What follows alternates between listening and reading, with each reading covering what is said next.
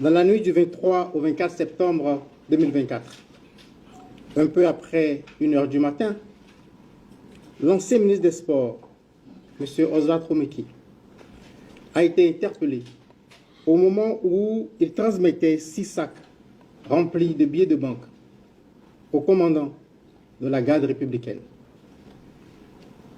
Des premières investigations. Il apparaît que le commandant de la garde républicaine, ayant en charge la sécurité du chef de l'État, a été entrepris par le ministre Oswald Romeki pour son propre compte et pour le compte de M. Olivier Bokor, à l'effet d'opérer par la force un coup d'État dans la journée du 27 septembre 2024.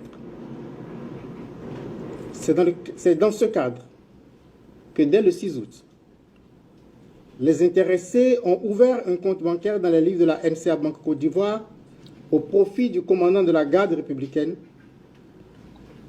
Et la preuve de l'ouverture du compte a été transmise aux bénéficiaires avec un solde initial de francs CFA 105 millions. Pour achever de vaincre la résistance du commandant de la garde républicaine, ils lui ont promis et remis le 24 septembre 2024 en espèces une somme de francs CFA 1,5 milliard. Et cette somme est décomptée en 129 lots de 10 millions constitués de billets de 10 000 francs et 42 lots de 5 millions constitués de billets de 5 000 francs.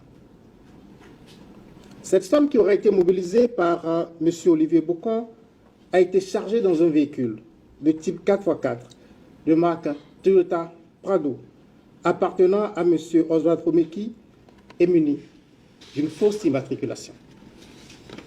C'est à l'occasion de la remise du dit véhicule et de la somme de 1,5 milliard de francs CFA que la brigade criminelle a procédé à l'interpellation de M. Oswald Romeki et du commandant de la garde républicaine.